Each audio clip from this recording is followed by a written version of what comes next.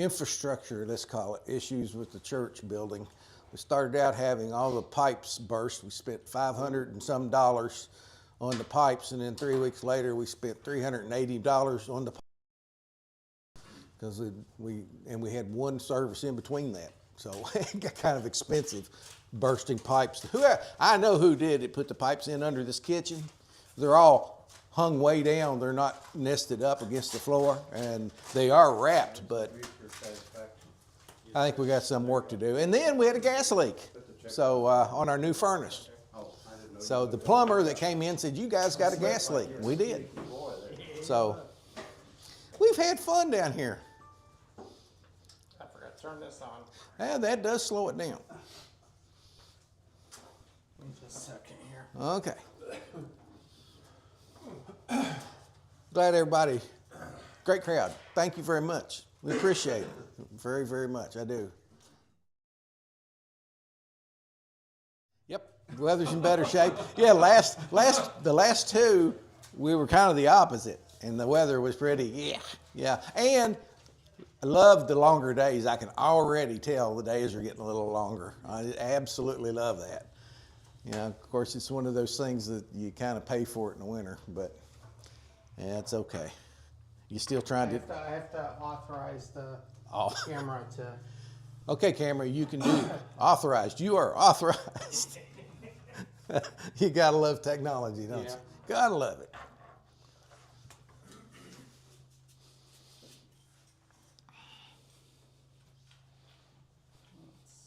See, I got a real bad habit of roaming when I talk. You know, I kind of do this all the time, and it throws the camera off. So I'm going to try to stand here like a statue. It'll never work. It'll never work. You need to start taking your medication before you come out. It might help. It probably couldn't hurt. I think it's a primary function of a podium. Yeah, to anchor people. It is. Absolutely. It's not to hold No, it's to anchor people. You're right. Matter of fact, I even talked about putting a little bitty table up there just so I'd kind of settle down a little bit, but I never did. Never got that far.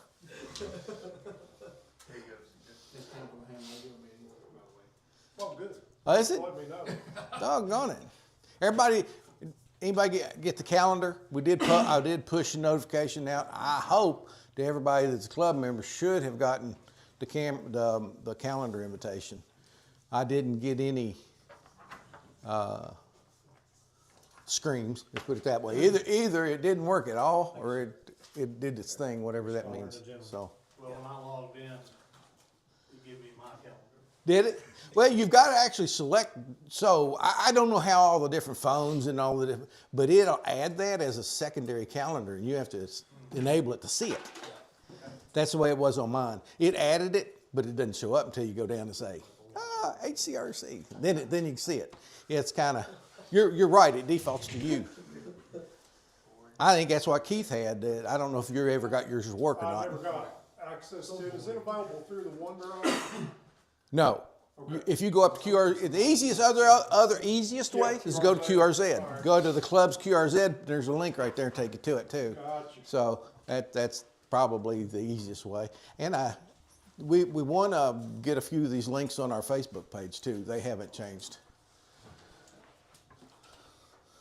Our IT guy up here is letting us down. I don't know. We're gonna cut his pay. They're gonna cut his pay in half. You start things in the wrong order. Yeah, they do like men in the right. You're right about that. I ain't gonna laptop out show. I don't think you wouldn't trip her. I ain't gonna laptop out show. I don't think you wouldn't trip her. Okay, you are.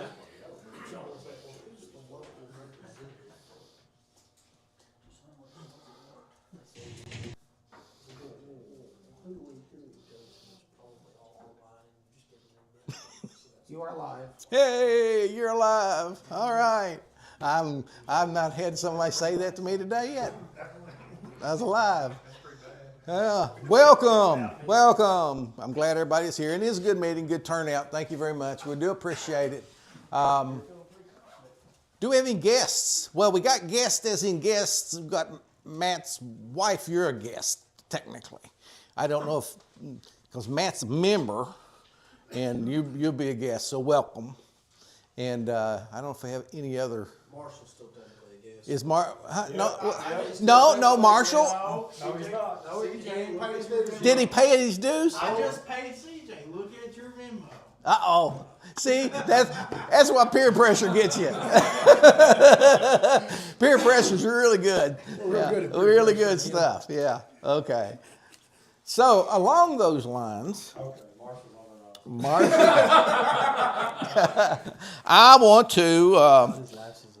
I want to welcome Harold Rankin as our most recent club member. Mr. Harold, that is your official certificate. Hey, Rick, I need to interrupt you with Harold there, Oh, okay. okay? We had a good talk at the Christmas dinner, right? Okay, he had a license many years ago, and he's got to take his technician test, but I told him there's a way that he can get his general class back. Well, he had the technician back before 1986 or whenever it was, and I went home and got into the yearbooks, and look what I found.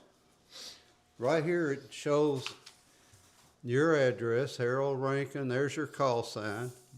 And I got two of these here too, two different ones out of the same book. And when you go take a test, you present that to the whoever running the test is, if it's me or if it's Ron or somebody else. That will get you into your general without taking the general test. So I want everybody to know that you can still do that. Okay. And he won't get the same call sign, but you'd have to file as a vanity call to get your call sign back. But you'll get a brand new call sign, but you should start out as general. They should understand how to accept that. But So you have to take. But you don't have to take the general test. Okay, so you do have to take the technician test, That but you have because to you. pass. Yeah, if your license runs out and you're on Okay. extra, I remember and that. you let it run all the way out, then you can pass the tech test and Get your higher license. get the higher license. Okay, cool. And that works out pretty good. Thank you. Okay. I appreciate that. Did you check to see if his call is available? Well, It's probably not available. They may still have him in there. yeah, Somebody look it up. Well, after 10 years, it becomes available again, let's I think. see. Which one is it here? WA4QJC. I think I looked it up.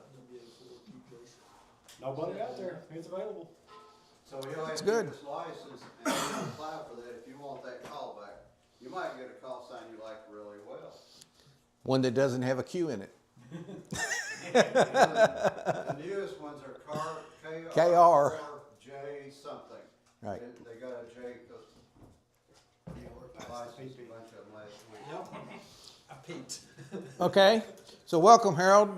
I gave Jonathan his certificate, Marshall his certificate. I know that they're so valuable, you can't imagine. And I printed it myself, so you know it's good. Okay, treasurer's report. What's going on, Mr. Treasurer? Well, ARRL swears they're putting money in our account. They just didn't swear when they would do it. 1,056 came out for, my bad, I'm sorry. And I got to get better at that too. Sorry, Jesse Raphael microphone. 200 for the insurance. I paid our insurance, so that came out. 1,056 came out for duplexer and associated items. What, programming? Programming kit. Programming kit and duplexer. So right now, as balance stands, 1546.64. I've got 75 in my Venmo that's going to go in there, and whatever cash this is. So we'll probably be about 1,700 after deposits. And then ARRL's supposed to Be putting money in there? $5, $25. I mean, we got like $30 coming to us. 5 of it was verified, right? They sent you the email. And then the 25, they sent me an email for the. Okay, yeah. So She said whenever, it could be several days before it posted. yeah, it's several months before they acknowledge, And then you actually get the money. Several Yeah. months before they acknowledge you're going to get it, and several days before they make a transfer. So So let me it's put in my limbo. plug out there for ARRL for just a second. Yeah. Okay. We have to have it for insurance, please. So we are an ARRL affiliate club. And we purchase our insurance covering our repeater through an organization with the ARRL, okay? And without that, we could not afford an insurance policy on the open market. But to keep that, we must maintain a 50% ARRL membership in this club. So if you're on the fence of whether to or not to with ARRL, I would encourage you to consider that as one of the things. Now, the other thing is if you do that renewal through the club, we get a little bit of kickback. And that's not a big thing. If you're a new member, it's what, 20, I think? 25. 25 now? Okay. 25 if you join, 5 if you renew. Right. Okay. So that's how that works. I just want to remind you that above and beyond whatever benefits you may or may not see with ARRL, there is something to consider when we talk about the club, okay? And our ability to maintain our insurance policy and all that. So that, just have that out there. And we're required to maintain $2 million worth of insurance By the city. by the city. Yes. To have the antenna on the tower. So $2 million. That was the sticking. That was, yeah. We could have afforded insurance locally, but it had to be 2 million aggregate. And that, if you go to an underwriter anywhere privately, you're in the thousands. Right. Right. So that's the way have been and are continue to be able to afford the insurance that makes that repeater possible. So. And there's another, I guess I'll do this. There's another benefit to that too. If any of you all want insurance, if you want to get with me, or if you want insurance on your equipment, there's benefits there too. They extend that to operators. I've got the girls' email and all the information if anybody wants to get insurance on your equipment, because I can tell you right now, you think your homeowners is good. They're not your friend when something happens. Homeowners insurance, well, somebody kicked my door and stole my guns, and then homeowners insurance stole them again for what they paid for. So There you go. Anybody work for an insurance company? And I'm sorry. if you do, If you do, I'm still sorry. Whoops. Now you remember we're being streamed, okay? Okay. stand by what I said. I do too. I agree. So we're going to spend a little bit. Normally, when we go through our updates on our committees, we kind of limit that to a couple, 3 minutes. We may take a little bit longer in some of these. This is the first time this year that we've gone through these after we've gotten things going. So I just wanted you to be aware that we may fudge on that a little bit. So events and activities. What's been going on?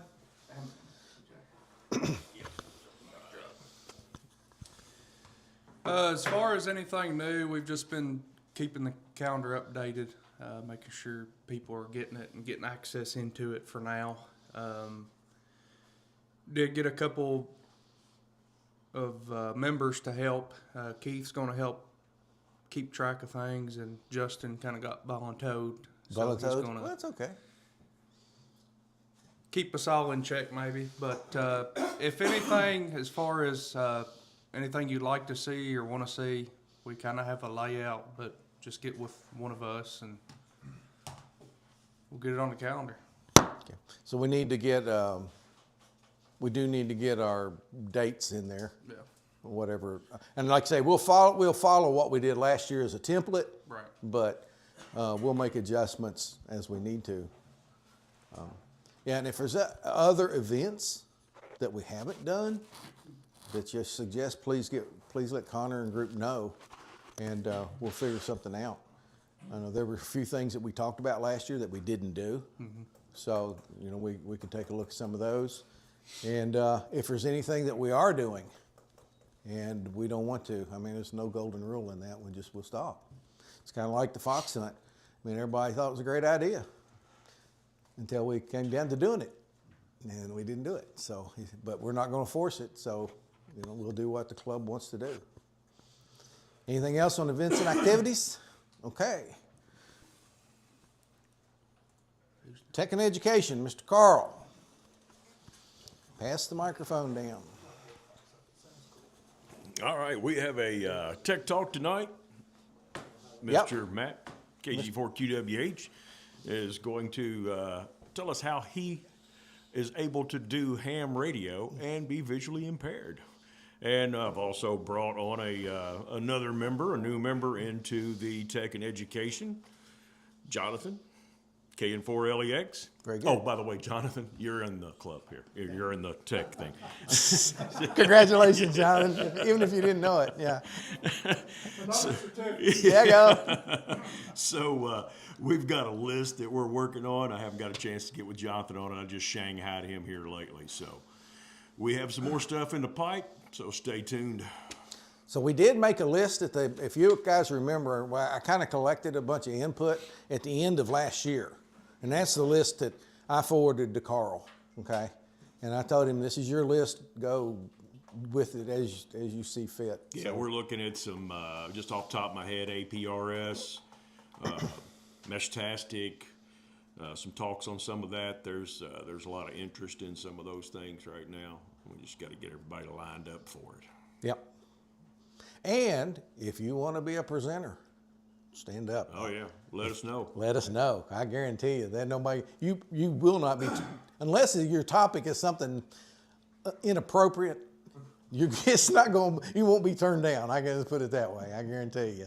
So that's the big thing, is to get the presenters really. Yeah, yeah. Yeah, topics aren't that difficult, but just getting somebody up here to put it together and present it, takes a little more. Okay? Anything else, Carl? I believe that's it. Okay. And membership and youth outreach. Pass the microphone around. Mr. Brian. Oh. That's all right. You can go ahead, take it off and run with it. So the committee for membership and youth outreach has been formed. We were attempting to meet and it didn't work out.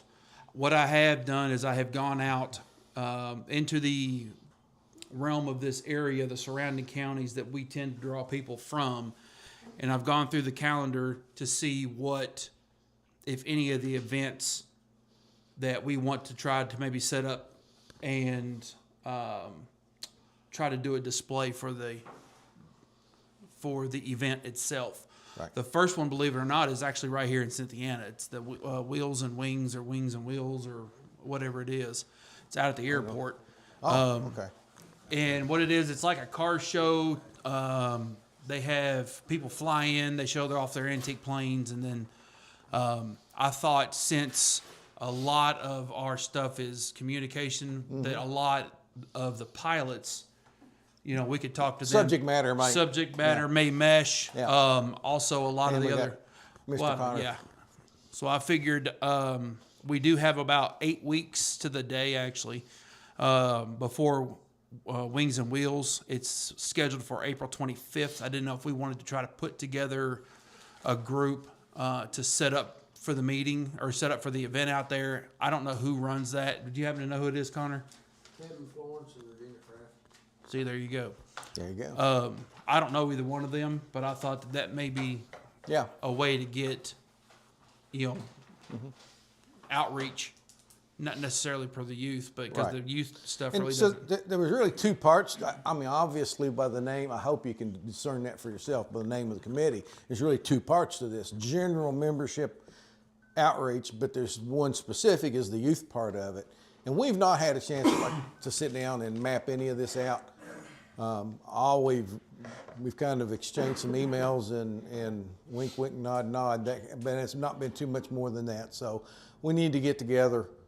We'll make that happen before the next meeting, I hope, and kind of flesh some of that out. But yeah, getting a list of those kind of events, that's a good framework to build off of. 27. Well, there's a lot of opportunity there. I can tell you right now, I will not be at 27 different events. So I basically just did the surrounding areas, Robertson County, Bourbon County, Nicholas here, and I went up to, I think the farthest I went was Ewing, which is Fleming County, but it's just outside. So that's like all the fall festivals, all that kind of stuff? It's fall festivals, it's open events for like education. I know there's one I saw one in Georgetown that's run by the Rotary Club or the Kiwanis Club or something like that, and it's like balloons and kites or something, and it's straight educational. Is all it is, and it's for the kids. It's targeted for the kids. I thought that would be a great Yeah. opportunity, but I don't know how the Scott County Club. I don't know any of those guys over there, and I don't know if that club's. I know he was. That's why I brought that up specifically. But I thought if we're going to do, What? You in the Scott County Club? Scott County Club? Yeah. No. No, okay. but I thought that's the kind of stuff that targeting The youth. the youth itself. Right. Yep. Yep.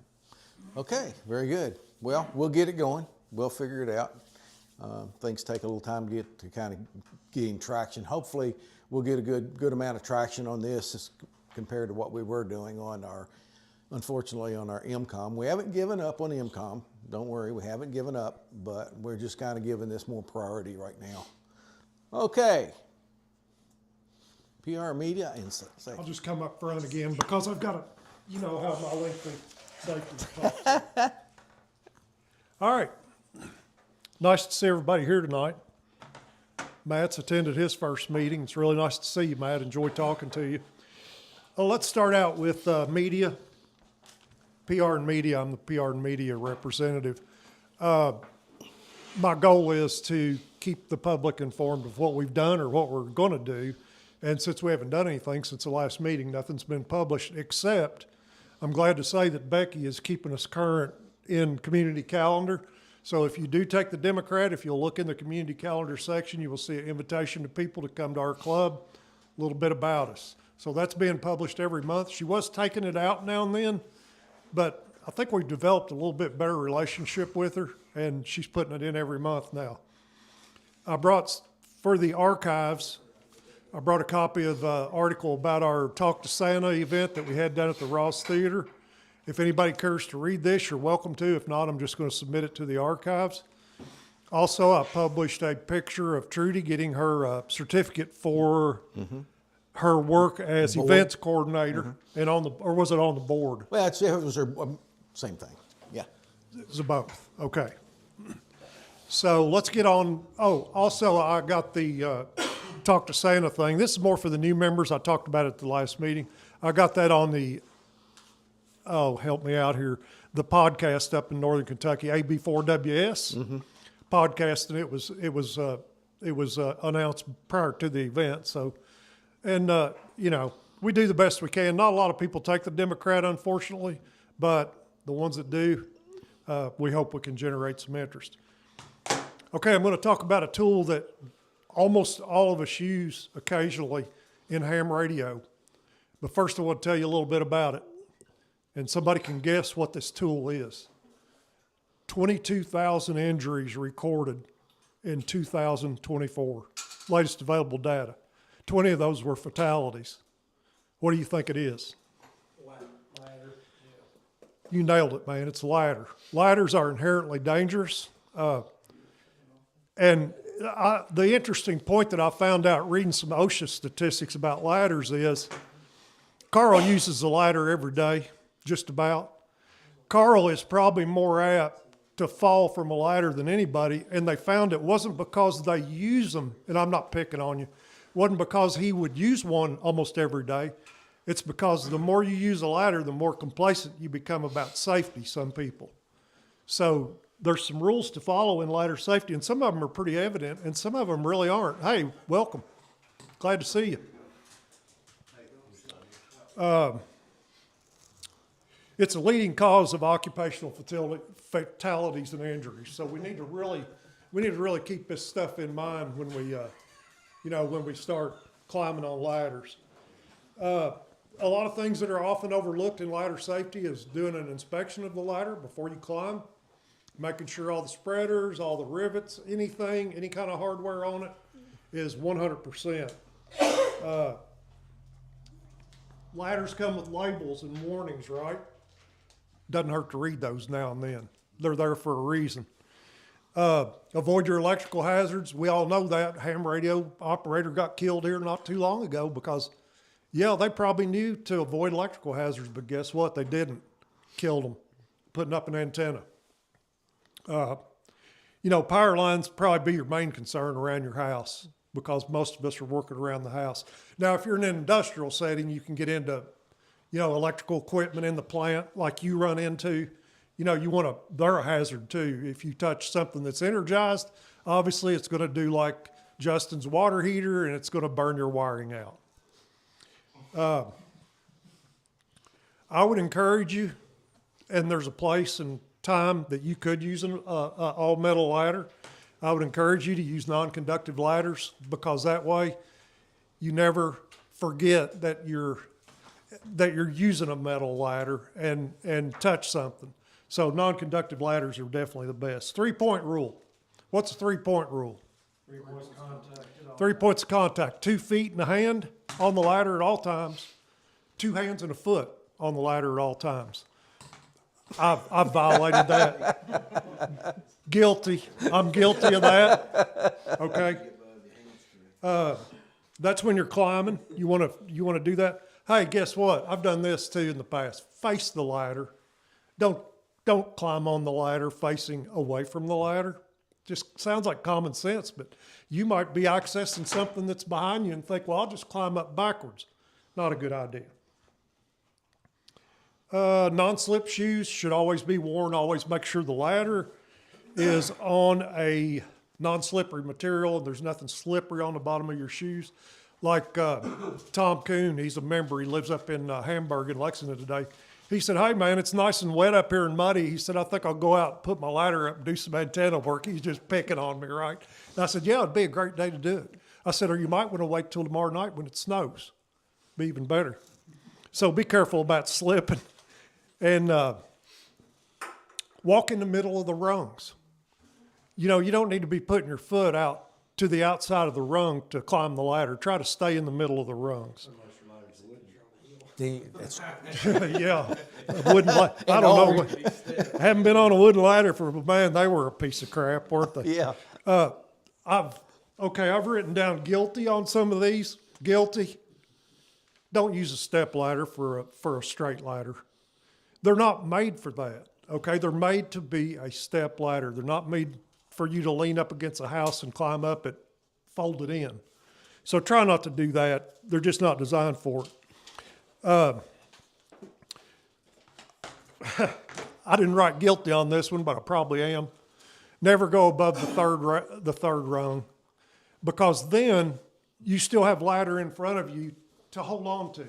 But if you get to the second or first rung and you're overextending, you're out in midair and you don't have anything to grab. If you slip or like me, sometimes you get a little dizzy. Maybe I'm dizzy all the time. I don't know. You said dizzy or dizzy? Dizzy, both. Don't overextend yourself. Your belt buckle, if you're wearing a belt, center your gig line, we called it in the Air Force, center your shirt. Always keep that between the side rails of the ladder. And I'm probably guilty of overextending. We probably all are guilty of overextending on a ladder, because you get in a rush sometimes and you do things that we really need to be thinking about this stuff. Use on a stable level surface. Have you ever seen any of these things on YouTube where somebody's got it sitting up on a barrel, or they've got a ladder sitting on another ladder up to get higher and higher? And it's just foolishness, man. Go rent a bucket truck or something if that's what you're doing.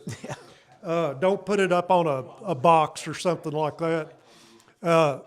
Really, I would suggest, and you do not use a ladder unless you have a spotter, because A, they can hold your ladder, and B, they might notice safety hazard that you're not aware of. Even while you're up on the ladder, they might notice something. So if you, I'm sorry? Be there to call for you. Yeah, be there to call 911 so you guys can go pick up the pieces, right? Your straight ladder. Now, I've done this before, guilty. You know, you extend that ladder. Let's say I'm going to put it on my gutter, and I extend it that far beyond the gutter, and I think that's cool because, hey, that's plenty. It's not going to slip off the gutter. The thing is, you're supposed to extend your ladder 3 feet above the surface that it is touching. And that'll help you not only climb back off of a roof, but climb on it, because you've still got ladder above you to hold on to. If you just extend it that far, you're just relying on your balance and everything to get up on that roof and be safe. And I'm sorry this is running a little long, but it's quite a bit of material. The 1 to 4 rule, Carl, you probably know about that too. For every 4 feet, you're extending your ladder. It's 1 to 4. For every unit you go up a building, like you go up, it should be 4 feet sometimes from the house. But if you're going up higher, maybe a little further. So it's a 1 to 4 rule. So you can do the math on that. From my age, I had some figures in my head. Oh, I got on the roof one day. No spotter. Wife was at work. Yeah. Guilty. Wind was blowing. Ladder blew over. I'm stuck on the roof thinking, okay, I'm going to have to call volunteer fire to get me down. Guess what? Didn't have my phone. So that was a bad show there. I'm glad the weather was good. I enjoyed a little sun tanning while I was up there. So that's another way a spotter could be a big help with you, right, for you. Lock and engage your extension ladder. Don't do it halfway, and because you're in a tight spot, don't just spread. Make sure they're locked and engaged. Take a cell phone or a radio up with you. Cell phone probably be better. It's going to be in your pocket, less likely to fall out. Tools, don't carry tools in your hands as you climb. I'm probably guilty of that. Put them in a tool pouch. Put them in a bucket with a rope. Whatever you have to do, tie the rope to your belt buckle when you get up there, pull the tools up. And don't hold them in your hand. So we talked about, I got a number wrong earlier. There were 22,000 fatalities with 300 deaths in 2024. I said 20. It's 300. Top causes of ladder incidents are incorrect setup, that 1 to 4 rule, not being 3 feet above the surface your ladder's touching. Improper ladder selection and not following safety protocols like 3 points contact. The largest number of ladder accidents, where do you think they happen? Last row. No, I mean location. At home. So we're particularly susceptible because we infrequently use ladders and we violate some of the safety rules sometimes when we're at home. I mean, when I worked at Toyota, if they saw a ladder violation, and it was usually a contractor because the team members knew darn well not to do it, they would go ballistic, man. I mean, I saw a contractor stand on top of a step ladder to try to get a sign up one day, and that didn't last very long until somebody called him out on it, told him to get down, go get a proper ladder. Most accidents on ladders occur on weekends. That kind of points to the ham radio operator again. A lot of you still work for a living, so we're doing our work on weekend, and it's due to rushing and improper setup. So again, setup is the number one cause. Take your time, use a spotter, and follow the guidelines, and you should be okay. Thank you all for the time. I know it took a little longer, but that's a lot of information. I think it's really important. He didn't tell you what the fourth most prominent cause of accidental ladders, and it was trying to read the labels while you're on the ladder. Okay, let's see. 220 project. So, 220 repeater, we've had quite a few things going on. I brought with today the repeater, okay, the Bridgecom repeater, the Bridgecom duplexer is sitting here, the HDMI cable, which has nothing to do with the repeater. Patch cords, the Comet Super 22 antenna. The thing about this guy is it's a one piece. It has no joints in it, so that should be good. And brought it down for two reasons, that you could see it all together, okay? The other thing is that we're going to meet and we're going to install the software on somebody's computer. I was thinking yours, but whatever. So the programming software is on a USB drive.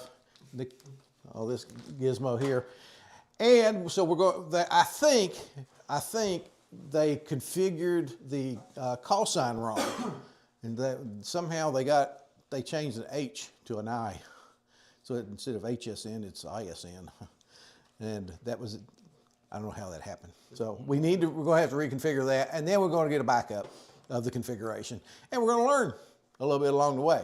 After that, after all that's done, we'll have the option of setting it up and having it run someplace. It may not be a very prominent location, it may not get a lot of coverage, but at least we'll have it up and running until we actually get it in its home. Whenever that happens, I don't have any word on that yet. So that's TBD.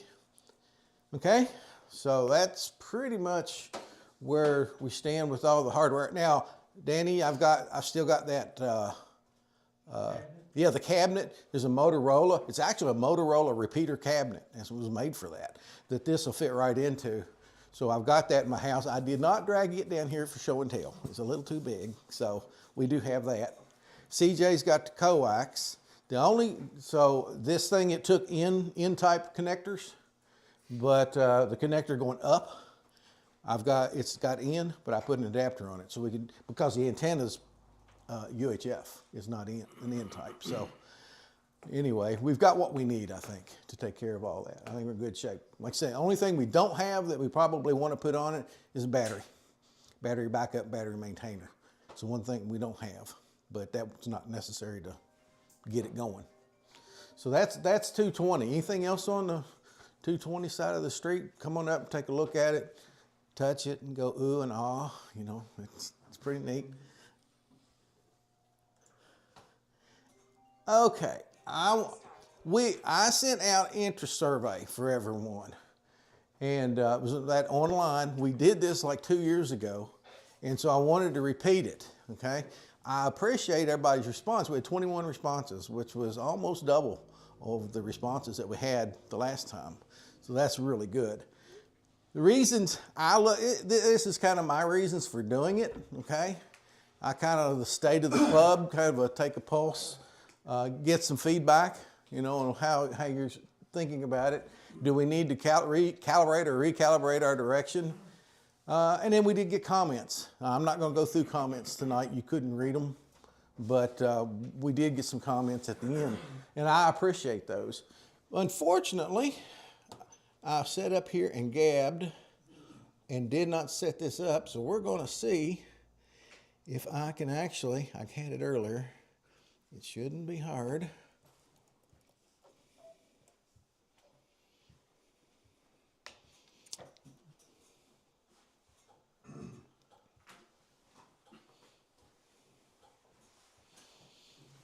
Instead of, there we go. Okay, that wasn't bad. And present.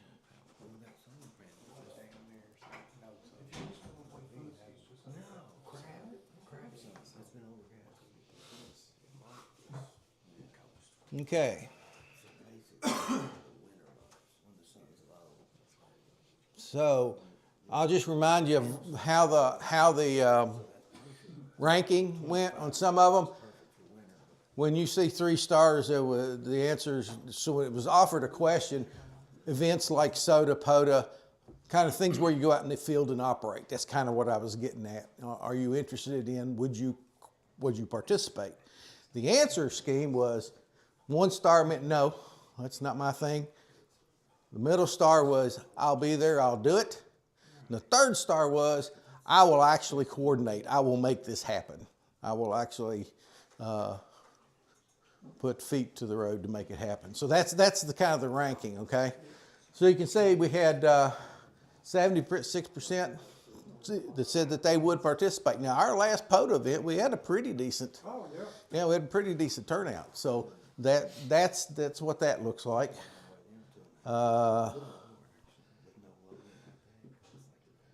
Next one.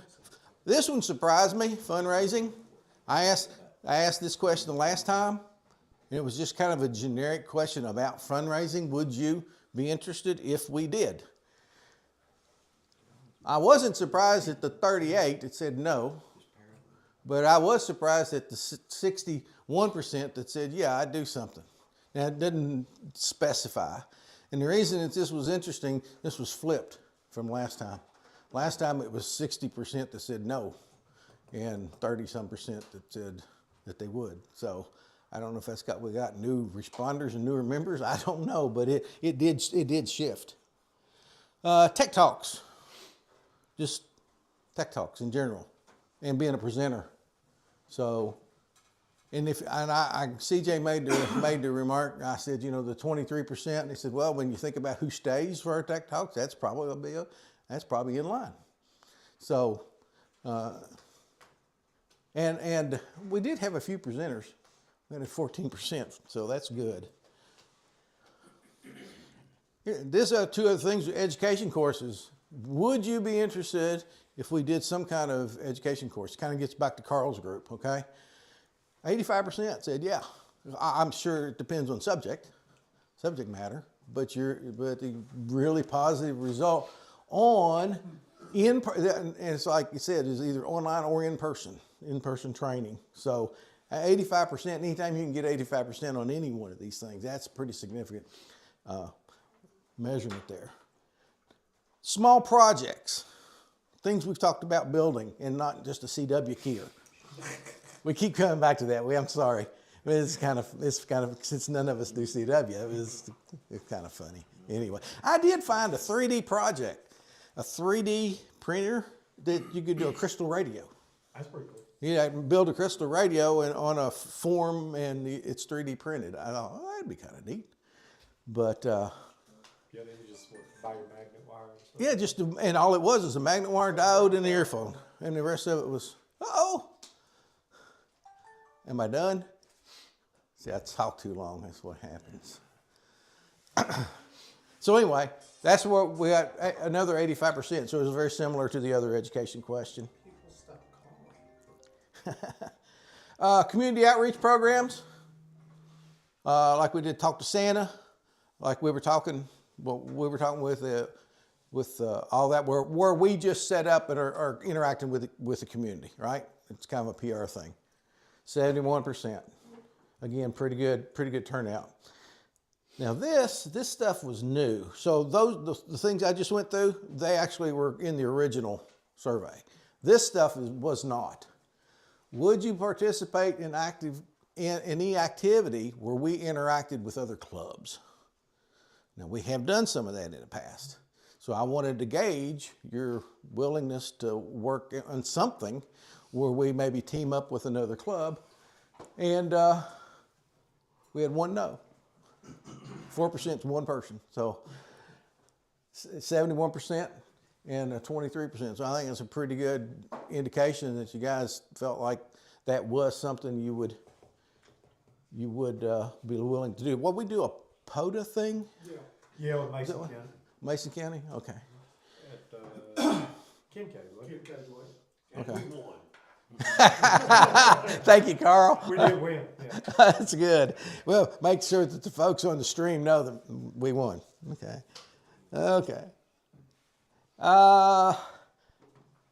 Field trip. I was kind of surprised by this, actually. Were you guys interested in doing some kind of a field trip to a museum, to a ham fest, to a whatever? I mean, whatever. And again, that same person that didn't want the other didn't want this one. It's 4%. But it was a pretty positive response, I thought. And I think, to be honest, I put maybe on mine because it depends on where you're talking about and what we were doing. But I thought that was a pretty good indicator. I asked a question about digital. In general, I was fishing for questions about digital modes, okay? And gaining your interest in seeing that topic. Because I know for a fact that that's kind of a divisive kind of, some people all in, some people don't want a thing to do about it. They just, and that's fine. This is the way the hobby works. But so I wanted to gauge what that looked like. 19% no's, so a quarter. And you can see the rest. So still 2/3 of the folks said, yeah, I'm interested in seeing the information. So there that is.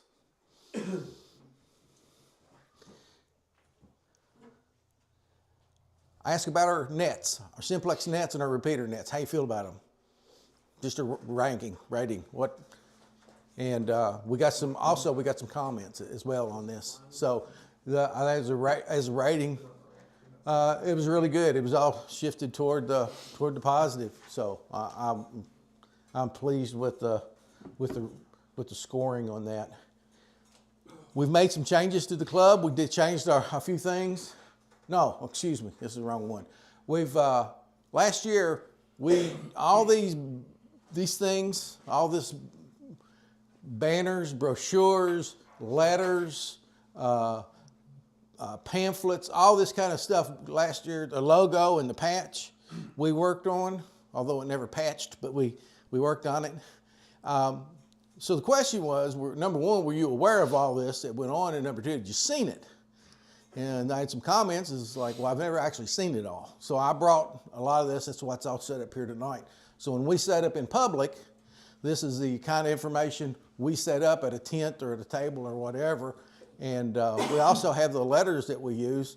So if we have a new ham move in the community that we've not made contact with, or somebody that is a GMRS user, they're not a ham, we have a letter for them. And then we have one for just a cold call, somebody you want to send a letter to. So we've got all of that. That was all put together last year. So that's available to you guys, okay? It's not just mine, it's not just CJ's, it's the clubs, you know. So if somebody you want to get some information in front of them, we've got that, okay? And you see the score here. So this one was about reorganizing the club, where we took the MCOM and demoted it to a working group and created the membership and youth outreach. I wanted to gauge your guys' feedback. And that's what you said. So nobody was adamantly against it, and I don't think too many were hoorah 100% for it either, which I kind of expect, because we haven't proven anything yet. But I just wanted, again, I was gauging feedback. Overall club, I think it's the last one. Yes, last one. Overall club. Are we going in the right direction? What are we doing? Okay? And how do we feel about what we're doing? Steve gave us a 4%. I'm going to admit it. So when I saw the 4% was where we got to change course. We got to do something different. So I thought, but then I saw all the other comments like, man, that's not consistent. So I said, I told CJ, I'm just going to call him. I'll email him. I want to know. I really do. Steve's response to me was, don't panic. I don't even remember the question. So I'm telling on you, Steve, but you know, it was funny. But I really was. I mean, my honest was that if it was a problem, I wanted to hear it. I wanted to know. So that one wasn't real. So I'm just going to count that on the far right-hand side. We're going to flip that one and make it that way. But that was the scoring. So you can see, are we doing what we need to be doing? And that's all I've got. It says you're on 14 of 15, is that right? Well, the 15 was all the comments, which you can't really, yeah. I mean, they're just, and most of the comments were, I mean, kind of run-of-the-mill stuff. There wasn't a whole lot as far as in here on let's do this, let's do that kind of thing. So, okay, so let's go back to and let's see where we are.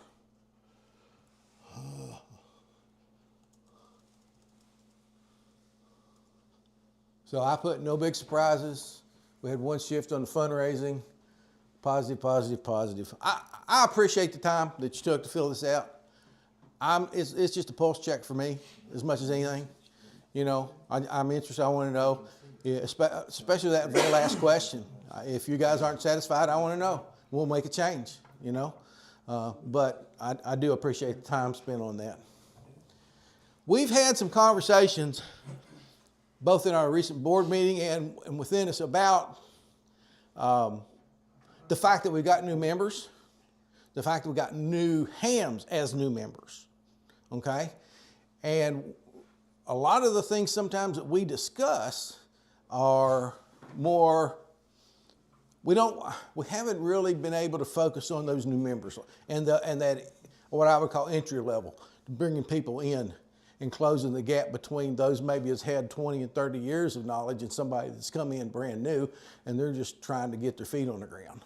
So I'm just throwing this out here because I am very interested. That's why I ask, when we talk to our committees, is getting the new folks on some of these committees, getting their input, getting their feedback, so that we make sure and integrate all of that, okay? So this whole thing about being a mentor, we don't have something we do formally, like if we bring someone new into the club and assign a mentor, we don't do that. Because generally speaking, they just kind of gravitate. But I would like to think that we are open to it, that our club is open to doing that.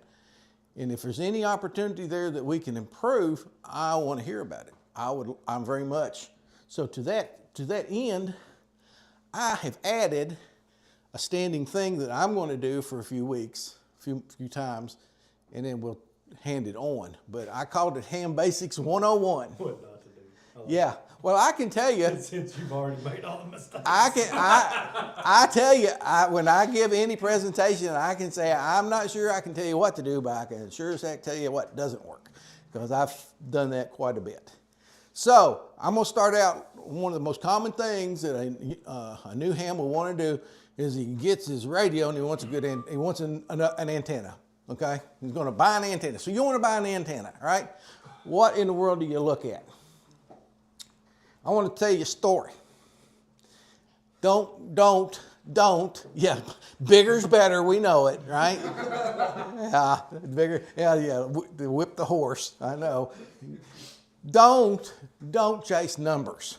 Numbers alone that these vendors put out here on these antennas, I'm telling you, they will tell you whatever you want to hear, and it will throw you off for sure. So I want to share a little story with you. I went to buy an antenna. Went to buy this antenna. Okay? Now this is not that antenna. But when I was looking for a high gain Meshtastic LoRa antenna, 950 megahertz, I went online and I started looking at these antennas and what the vendors were telling me. They were telling me that it's a 12 dBi gain. I'm going, that's a lot of gain for a stick antenna. Usually you get up that high and you're talking some kind of beam Yagi or something. What are they doing, right? So this is a cautionary tale. So I said, well, how to choose dBi. This is how they're telling, this is their marketing material, okay? How to choose dBi. Lower dBi, excellent performance on uneven terrain or areas with high hotspot density. Now this is a mining hotspot antenna, so that's what they talk about, hotspot. Higher dBi, excellent performance on flat terrain and low density. Medium dBi for environments in between. We'll go figure that. Then it goes on to say, what are rated gain and maximum gain? The rated gain refers to the stable value that the antenna can achieve under normal circumstances. However, this value is not a fixed value. That's all makes a lot of sense so far, right? So let's look at the specs. These are the real specs here. Maximum gain, 12 dBi. The real gain is 5.8. That's the real spec. That 12 is total and other hogwash. You look at the length of the antenna that they're showing, it's 22 inches. It's a 22-inch antenna. And they're telling you that that's a 12 dBi antenna. It's just garbage. Another thing you got to watch that some of these vendors will do, they will sell you a hollow tube with one piece of wire in it. They will do that. They make the antenna look really long. There's nothing in it. So, yeah. So even the quote specs, okay? But I wanted to caution you about dBi versus dBd. This is the nuts and bolts of this. When you buy an antenna, you will see two figures, dBi and dBd, thrown at you, okay? So dBi refers to this theoretical pattern, okay? Isotropic. It doesn't exist. It doesn't exist in the real world. It's just it's a theoretical point reference. It radiates in 360 degrees all the way around. It's a theoretical antenna. That's what dBi is based on. dBd is based on the dipole. And the difference between those two is 2.14, 2.15 dBd. If you care about it, that's what it comes to. But what you got to watch is one vendor will say, I'm 3 dBd. And another will say, I'm 5 dBi. And guess what? They're the exact same number. The exact same number. They will intentionally confuse you. So if you, my point in all this is be careful. If you have questions, ask plenty of questions. Don't trust what, now I'm not going to say a vendor like I don't know, one of the major vendors is going to do that, but I have seen where they list their equipment in different units of measure too, dBd and dBi, and it gets really confusing. Okay, where it says many vendors will quote dBi because the number is 2.14. 2.1 is not times, it's plus 2. Thank you. It's plus, yes. It's not a multiplier. Yes, it's 2.14 additive. And Right. in layman's terms, why does gain matter? So, that's a good question. That's why I said up the front, don't. So why does gain matter? What? So, you know, and it depends on what you're buying too. Are you buying a vertical antenna for general coverage and omnidirectional? Or are you buying a Yagi? All that matters. Where do you live? And where you live. So you can get when you get a higher gain antenna, you're stealing from something to favor something else, right? You're generally pulling your high angles down lower and your low angles up. That's what it's Yeah, the difference in a shotgun and a laser. exactly. You know, your high angles are as such, a lower gain covers a larger vertical. We're talking about a vertical antenna here. And when you buy, as the gain number goes up, it brings the bottom of the lobe up and the bottom of the top of the lobe down and focuses more energy out. But where that gets you in trouble is that if you're on top of a mountain, okay, with a really high dBd, a really high gain antenna, guess what happens? You can actually get a shadow below you. You can pull that lower lobe up. And all of a sudden, you can talk way out there, but you can't talk to somebody down in the valley. So gain isn't the cure-all, okay? And it gets really complicated really fast if you start just buying numbers off the internet. And that's what these guys were dependent on us doing, is looking at, when I saw that 12 dB, I'm going, there is no way. And then when I looked at their marketing material, it's like, that's just nonsense. So, around the room. What's going on? Well, I haven't been up to too much, but we did have a guest in the room, November Tango Mike from St. Charles, Illinois, who said that some of the things you could do with Elmering a new ham in the hobby is help them program the radio, choose an antenna, help them set up a station at home. Also setting up the radio in their vehicle, anything to help them at least get started with the hobby, because a lot of that stuff might be a challenge or overwhelming for. We started with helping choose the antenna. Yeah, we told you what not to do. Don't buy numbers. But I don't have a whole lot to say. Scott County's club's tomorrow in Georgetown at 9 a.m. So if you want to swing over there, and then Tuesday, well, I'll let Daryl talk about his club, but we'll go ahead and pass it on here. I don't have much going on either. I did post on the club's Facebook page. I'm going to try to go down. I have never been to a ham convention. I'm going to go down to Clay City. If anybody wants to ride. Cave City. Cave City. Cave City. Yeah. I just came through Clay City not too long ago. So, Cave City's ham convention is going on March 7th. Anybody that wants to ride is fine. You can reach out, either tag yourself on that Facebook post that I put on there. We can all ride down together. I am going down and back just in one day. It isn't quite that far, but that's all I've got. Isn't that supposed to be one of the better? It's supposed to be the largest one. That's what I've heard. I've never been to any hamvention. I don't want to talk about myself. I want to give you all a member update on Dell, November 8, Hotel Whiskey, N8HWW. Dell lives out by me. Dale's had a lot of health issues lately, and with that being in mind, him and his wife decided to sell their house. I think they've lived there 20 years or anyway. They've sold it, and they are currently moving out. They have to be out by the 28th.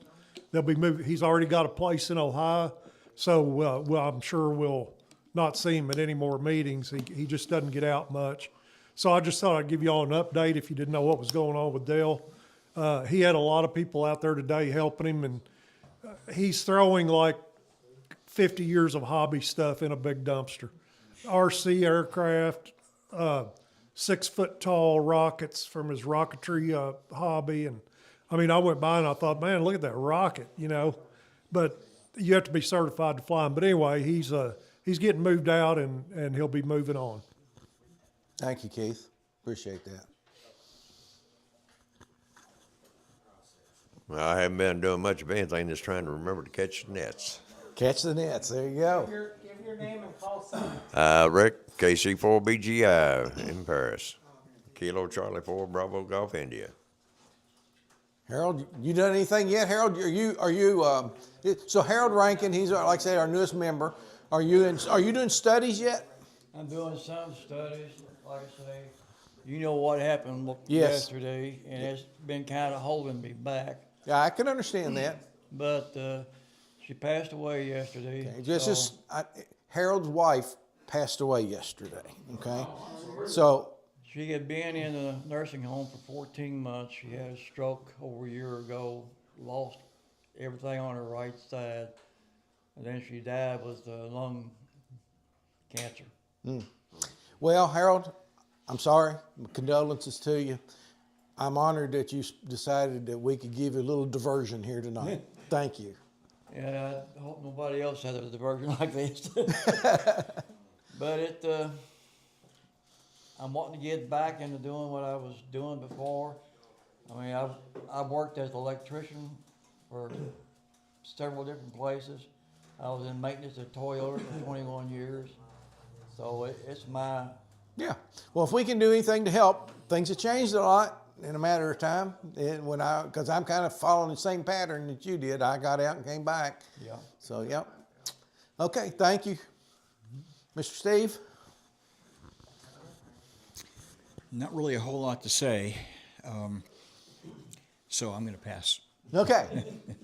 Matt, you been up to anything, Matt? Well, Beside, you're on the microphone, okay? Just so you know. Oh, all right. Well, anyway, no, not a whole lot. I mean, nothing legal. So I won't we don't talk want to know about it then. No, not a whole lot. Just kind of waiting on the weather to break because I've got that new Kenwood TS 590S. That's like that's a big upgrade from the HF radio I did have, and I'm waiting on getting the HF antenna up because I'm chomping at the bit to get on there. We'll get it there when the weather breaks. Oh, boy. absolutely. That's the thing. The weather has to break, and it has to shatter, and not just break. That's true. It's better that the weather breaks than we break. That's exactly right. But no, I'm definitely patient on it because I know it takes some time. Yep. But with that being said, I want to thank you guys for the club and the guys that have been up to the house before to install my. 2 years ago, I had a Diamond 510 get installed, and you guys did that for me, and I will be forever thankful for the Harrison County Amateur Radio Club. 1, for having me, and 2, for helping me. And this is one thing I'll touch on when I do the tech talk here. Being visually impaired is not a problem normally until you get to doing stuff that might be a little bit daunting or difficult, and then you guys really stepped up, and I appreciate it. That's all I've got for now. Well, thank you, Matt. Sue, would you like to talk about any problems you're having with Matt? Shut up, or you're getting me.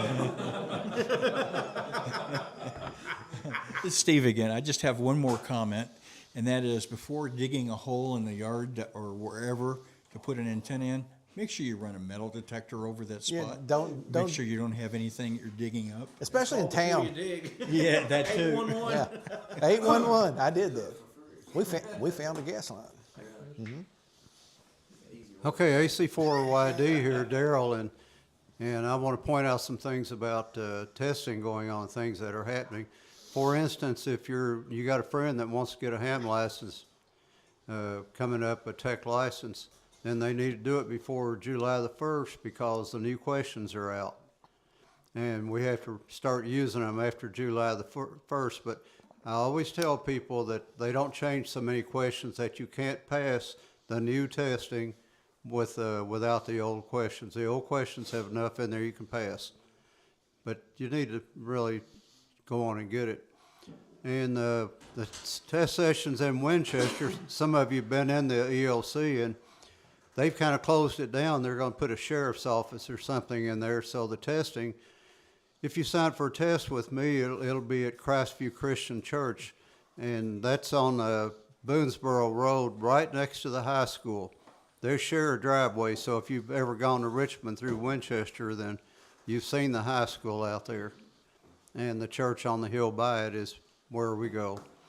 And Ron has got a test session March the 14th in Georgetown, so you need to get on the hamstudy.org and sign up for it to be sure. Like last week, we had 16 people testing.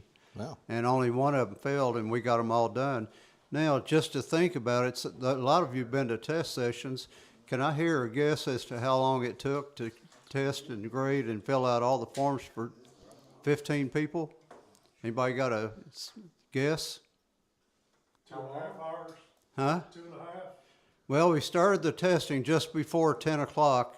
We were finished at 11:03 with everything. Yes. Question? How many were new licensures versus upgrades? Almost all of them were new licenses. We had about 5 or 6. We had several of them took the tech and passed it and then took the general too. But what we're doing, we're using exam tool software, and they were writing it on paper, filling the blanks, and we were grading the test with a laptop. They've got it set up now so you can grade it with a computer.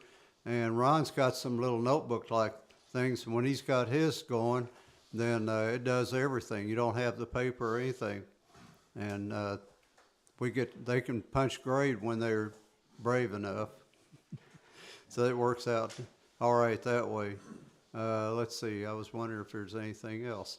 Oh, we do have our meeting Tuesday night at Golden Corral. The food's real good, and we invite people to come in at 6, and the meeting's at 6:30. And we canceled the January meeting, and we didn't get a lot of stuff done in December that we wanted to get done. So I'm not 100% sure of all the things we need to do, but my brother, he's going to be talking about ICS, I think it's called, and what is it? Incident command system. The command system thing.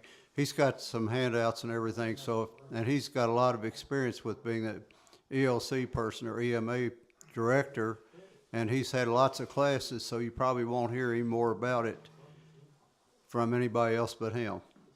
And if somebody tells you they have, then they'll have to tell him how they're better with less than 20 some odd years or almost 30 years of experience, because he's done all that stuff and all the classes and everything. But that's going on then too. The food's real good too. We'll be giving out some door prizes, and you're supposed to be a member of the club on that to qualify for them, because otherwise you just come in, you haven't done anything for the club. Does anyone else have a question of any kind that I can answer? I've been doing testing since 1990 something. So there's been a few years, and I've been a contact VE for more than half of that. So I've been around. And speaking of around, I'm going to pass this around to Carl. Carl was very round. Easy. This is KM4IXO. This is Carl. And you can tell there's a lot in the peanut gallery tonight. All we've been doing is playing around with some digital. We're trying to make doing digital over ham radio more like a texting on a smartphone, where you have notifications to let you know when they come in. You can send texts, emails. There's a lot on the digital side, and there seem to be some interest in that. But that's what we've been playing around with. On to the next. I don't have anything going on. I'm just waiting for warm weather so I can test my ladder skills. I don't have anything either, so I'm gonna pass the mic on. Introduce yourself. Oh, I'm Marshall. I'm Marshall, KR4ITN. Brand new to all of this. I have these two to thank for. Yeah, I love it. peer pressure is a funny way of saying bullying, but That too. but no, I'm excited. CJ's also been on me for years about trying to get me to get my ham license, and glad to have it. Glad to get more involved with it.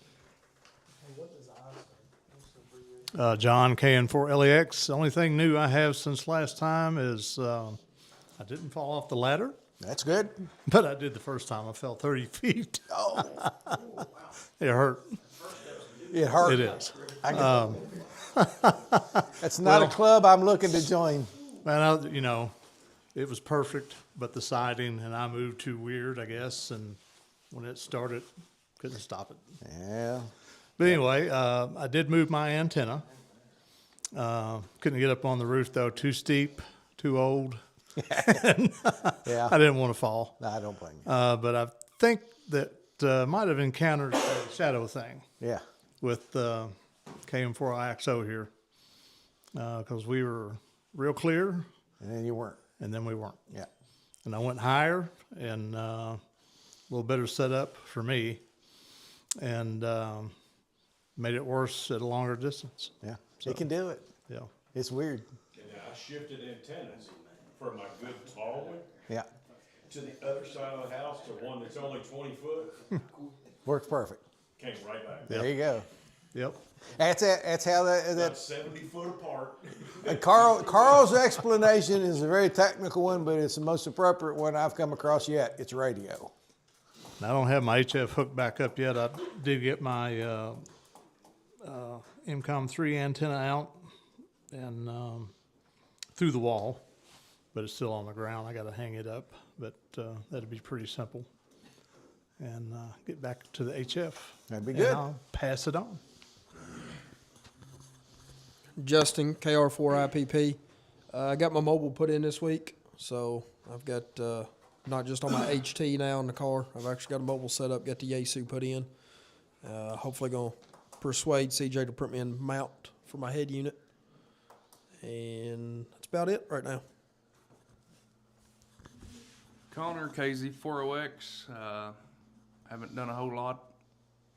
The only thing that since last time I did get the USA 250 off FT8. So other than that, it's just been coasting. Coasted. So, what do they call that in an airplane?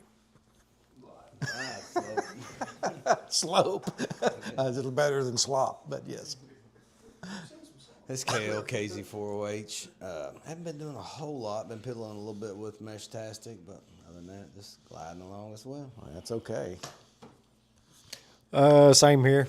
I don't know if I made a solar node. I don't know if I told everybody that the last time.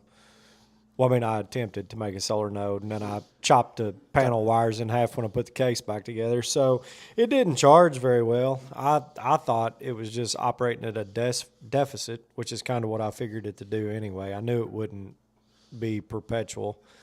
But then I opened the case and found out that the power wire was cutting too. And it turns out it might actually be perpetual. There may be enough panel there to power it. I put it out a week and a day ago, and it's lost 0.09 of a volt so far, and we haven't had any sunshine. So it may actually work. it may actually sustain. Well, so yeah. we're still in testing. I'll let you know. Okay. Very good. So I'll close it out here, and then we'll get Matt's tech talk going here in just a minute. So I'll show you what this is my Meshtastic node. It is not solar, so the node is in here, actually in the box, and it'll go up on the pole. And then I run 12 volts down and to my battery backed up solar in my shack. So I'll just run 12 volt. There's a 12 volt to USB power converter in here, and then that's plugged into the Meshtastic node, and it'll be on Wi-Fi. So it'll connect to my Wi-Fi. That's the one thing I don't, these little ESP32 Heltec boards, we're getting all these numbers out there. They are power hungry. It's crazy, but because I'm just powering this thing with 12 volts going up, it doesn't matter. And they have Wi-Fi, whereas the others don't. They just have Bluetooth. Bluetooth's great, but it doesn't have any range. This, I'll be able to go connect to it at least all around. And then it's a big antenna, so, you know. Now we'll see what it does. I have no idea. And this antenna is available, by the way. If you're interested in one, it's $42 if you get it. So my story was, I ordered it. It was 30 days coming in, and they never shipped it. So Amazon, I finally canceled the orders 3 days after I canceled it. They shipped it. So I don't know if I got charged for it or not. Did you take a metal detector to see how far that wire goes up It in probably the antenna? it's probably this long right here. Yeah, no, I couldn't take it apart. Yeah. So, and I've done some 3D printing back there. I got a 3D printer. It's pretty much, it's very similar to what CJ's got.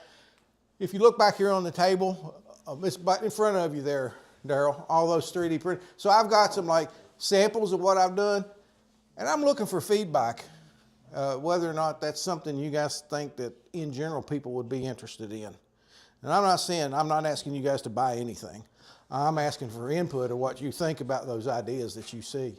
And in others, I've got some that I'm working on, which like do RGB, kind of RGB desk plaques and all that kind of thing I'm working on. But anyway, you can see what I've done and I've been playing with.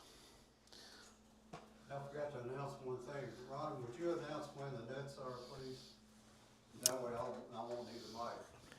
Well, the Winchester has two nets, 745. It's Midland Trails net at 745. Midland Trails, and that's on the Winchester 145.43 at 7:45 on Thursday nights, and then at 8:45 p.m. And I'll be net control this coming week is the Winchester Club 2-meter emergency net. So W4PRC-R, you can come in on the Echolink. yeah, W4PRC-R on Echolink. All is welcome. We got people checking in from Hawaii, Indiana, and We had one from the Philippines, but his license was expired from the United States, and he can't figure out how to renew it from the Philippines, because if he gets a license there, he's got to do Morse code. He's 80-something years old. Yeah. So we haven't heard from him for a long time. Okay. Anything else, guys? I know we ran over. We'll do better. We'll do better. I'll try. I know he's grumbling at me back here. It's okay. I try. I really do. I try. Okay. Anything else before we close it down? Thank you, folks. Hang around for Matt's Tech Talk. Before we do that Tech Talk, I'll say this. When the idea, I talked to Matt, I asked him if he would be willing to do this. I saw a post on the internet about a blind ham that was asking for he was asking for software changes is what he was asking for. He got a very poor response, and I was really let down by that. So it got me to thinking about the challenges that our visually impaired community have, working not just with the technology, but with the people. So I thought it'd be great to have Matt come down and talk to us. So thank you, Matt, for coming down.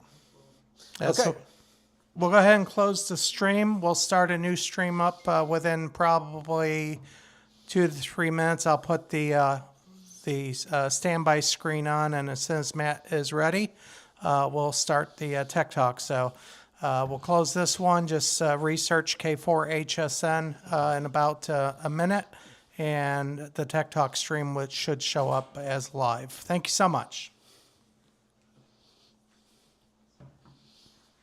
Thank you, Ron. Okay.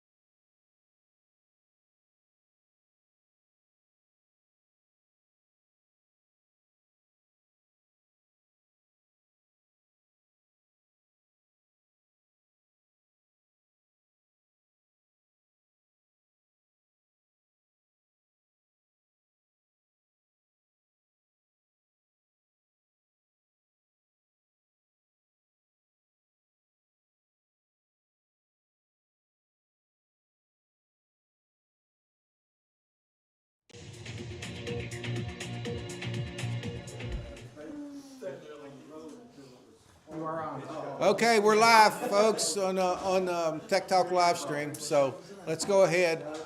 Want to thank Matt Sorrell for coming down, being with us tonight. I have no clue what Matt's going to say. He might. I don't. That's okay. But like I said, when I initially the thought of inviting Matt to come down was to give us a little bit of insight into the challenges and the technology and all of that. To be honest, I can't imagine. I really can't. And I admire you, man, for appreciate it, and for putting up with us, if nothing else. Oh my gosh, that's an accomplishment. Let me tell you. So at this time, turned over to you. Thanks, Rick, and thanks HCARC. I'm thanking you guys. I'm a member, but this is the first meeting, and I've been a member since 2024. So that shows you how big of a slacker I am.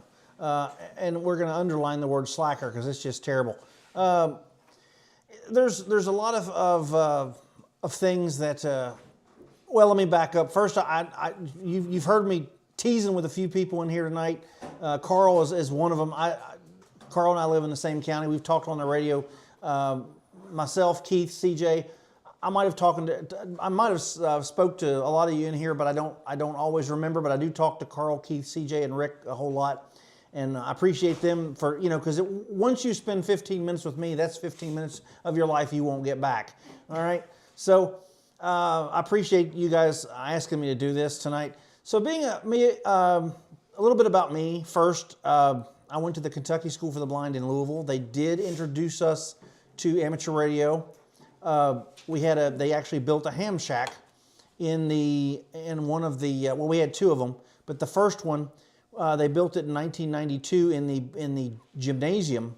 There was some extra rooms in the building, and they put a ham shack there. I did my first net control as a non-licensed amateur. I did a third-party contact, and it energized me so much that I would take a police scanner that the dean of students would allow us to borrow, and I would listen to ham radio on it. And they also had HTs that they would loan us, and I would take those HTs and I would scan through the band and just listen.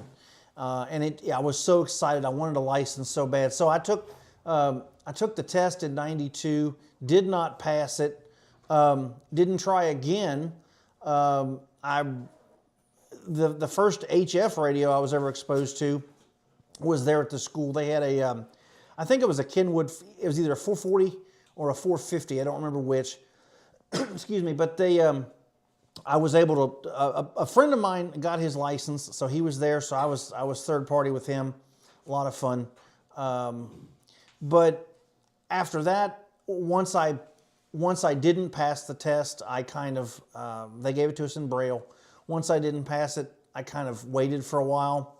So at that point, I wanted to do something with radio, so I got into 11 meters. And then in 2001, I decided I was going to bite the bullet, take the test. I passed it. I've been an amateur now since December the 20th of 2001. I started out as a tech, and in 2014, I got my general. One thing that being an amateur that's totally blind that I've run into, now keep in mind, I'm telling you things as far as the blind amateur that I have trouble with. There are some blind amateurs who have no more vision than me that can work circles around me, and that's because they've had the time to do it. For example, building power poles. Yeah, I've got the stuff to build them, but my first set of power poles, Mr. Carl came up to the house, and it took him 20 minutes, and he built me some. Thank you so much, Carl, because I was not prepared to do it. But there are amateurs that, like I said, they can do circles around me. That's neither good or bad. That's just how it is. I don't care how experienced you are. If as a blind amateur, I don't care how many years you've been doing, you're still going to have some deficits because, you can't see. Okay, so they can tell me whatever they want, but I know they still have some trouble. There's a lot of the physical stuff I can't do. One of the reasons is because I had back surgery in 2017, and it has hampered my mobility quite a bit. So Keith, I'm not going to be getting on any of those ladders unless nobody's looking, and then I'll get on the ladder and I won't be looking either. What I do want to tell you is that there is I do program radios using. I have a TYT 9600. Those have 2 meter 440, and I believe they have. Carl, those have APRS or they got GPS on them, but I'm not sure about APRS. GPS, but they don't do any. They don't. Okay, they don't do any. It's all sent out over DMR. Okay, so they do 2 meter 440. They're analog and DMR radio. Great radio for the blind, because there's a company that there are some people that took the bull by the horns a few years ago and made a software that is accessible for 2 radios. The Radioddity GD77 and 77 Sierra, that has no screen, so it's great for a blind person. You can, there are. Might pay for something you're not going to use. Well, that's you're right. But that contradicts everything we just said, because this thing I got here, I'll show you in just a second. But the 77 and 77S, I think the 77 has a screen. I got the S. It doesn't even have a keypad. So programming it is a little difficult, but it's a very simple radio.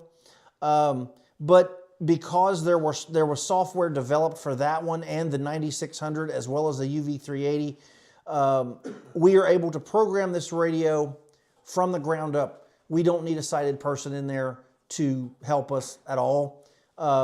And we can also do, I can hook a computer to the radios and program them. Maybe in a future tech talk, I can maybe bring a computer and show you, but it's not that spectacular. It is to me, because I enjoy doing it, but you guys know how to program radio, so it's not like it's that big of a deal. But, so there is, and I use a program on my computer called JAWS, which is Job Access with Speech. The computer talks to me. I use it in daily life at work, and I used it when I was dispatching in Pendleton County for 23 years as well. But it's also accessible in some ham radio applications, so I use that when I want to program. If I have to do a lot of programming and I want to save some stuff to memory. Real quick, I want to show you how I program a radio. This one is the TYT UV380. It's made by Titera. It is Carl, would you say it's the little brother to the 9600? Is it? Yeah, that'd be the HT version of the mobile. Okay. Okay, yeah, and it's got the same software, and you'll hear it talk to me. I'm going to turn it on, and what I'm going to do is I'm going to program the K4KJQ repeater in there. It's already in here, but I'm going to go into VFO and show you how I do it. I'm going to do it twice. I'm going to do it once without talking to you, because I want to show you how quick I can actually do it, just because I want to show off just a little bit, and then I'll walk you through it. This won't take too long. I know you guys want to get out of here. Let's see.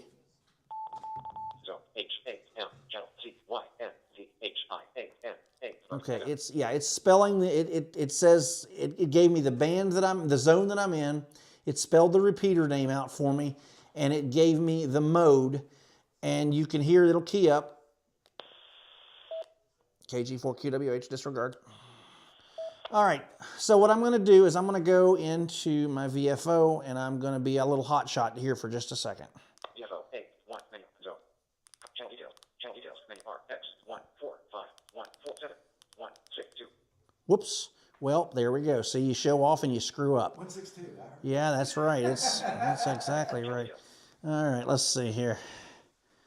Whoop. Channel details, menu R, X, 1, 4, 5, 0, 1, 4, 7, 1, 6, 5, 0, R, X, 1, T, X, 1, 1, 4, 7, 7, 6, 5, T, X, 1, 4, 7, F, M, EMR, color code, time slot, DGM, contact, not R, X, C, S, S, none, R, X, C, T, C, S, S, 6, 7, T, X, C, S, S, none, T, X, C, T, C, S, S, 6, 7.0, for FO, A. KG4QWH. KG4QWH. All right. Now that was, I should have had somebody time me, but that was the programming. I programmed that radio from start to finish. I put the tone in it. I put the receive and transmit frequencies in it. And then I saved it to the VFO. It probably took me, after my screw up, it probably took me 25 seconds to do that. If I have all the information in front of me, that's how I program a radio, gang. It's that easy with this type of radio. So I'm gonna go back through it, and I'm just gonna do it, let's see. Okay, so I'm gonna go in here, and I'm gonna go to channel details. Now, how many of you, let me ask you this, how many of you understood what the radio was telling me? I couldn't keep up. I've never been able to understand those voices. That's about like an iPhone. If you're not used to using the voiceover on the iPhone, or people are like, what's that thing saying? But I can hear every word of it. But I was just curious as to how many of you could understand it. So since you couldn't, I will show you. So I'll have to repeat kind of what it says here. Hold on a second. Yeah. Does that radio have a tactile locator on it? A tactile. Does it have the nub on the 5 key to show your? Well, let me look, CJ. No, it does not. It does not have.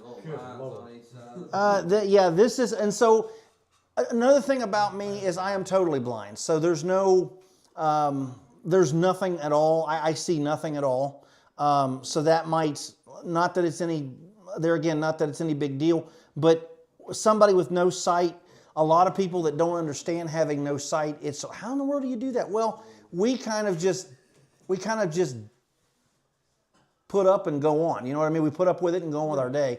So that's, and there's different ways we learn things. I still haven't learned how to tie my shoe yet, but that's coming next week. Y'all just keep praying for me. I'll get it. I haven't even learned how to use a fork yet. Y'all just hang on. I'll get to you. I'll let you know. So let me go back in here, and I'm going to program this. Let me program this. Well, I don't. So apparently, oh no, I'm in. Okay, I know where I'm at.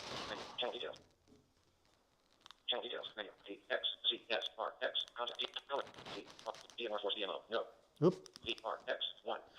All right, so it's giving me it's asking me for the RX frequency, so I'm going to put in here 147.165, and then I'll put the receive frequency, or the transmit, which is 147.765, and then now this, for whatever reason, I had it in DMR mode. This will also do digital mode, DMR. So I'm gonna go up here and I'm going to switch that. Okay, back to FM. Then I'm going to go in here. I'm going to keep going. The DMR ID is not applicable. Color code time slot, neither one. That's not. Okay, RX CSS. That's your tone. So I'm going to go over here and I'm going to twist this knob one time to 67. I'm going to go over here to TX. CSS is set on none. I'm going to do the same thing. I'm going to go in here and twist the knob once for 67. Now, sometimes I go through all these options just to make sure I haven't messed something up. And on VFO, you probably should, because it's sometimes, this radio, it can either be narrowband or it can be wideband. I'm going to make sure that it is where it needs to be. Okay, bandwidth is 12.5, so yeah, that's going to be narrow. We're going to switch that to 25, which I did not do earlier, which I should have, but it's okay. So now we're done programming it, because it's an FM repeater, so we're not going to have to worry about any of the DMR settings and functions. So then I'm going to hit the menu button, which will write it to VFO. And then to check myself, I am going to give my call. KG4, QWH testing on a Cynthiana machine. All right, and there we go. That's how you program a frequency in. Now, you can also program it by hand and save it to a channel. I don't do that because I've never been really successful in getting that to work, but you can do it.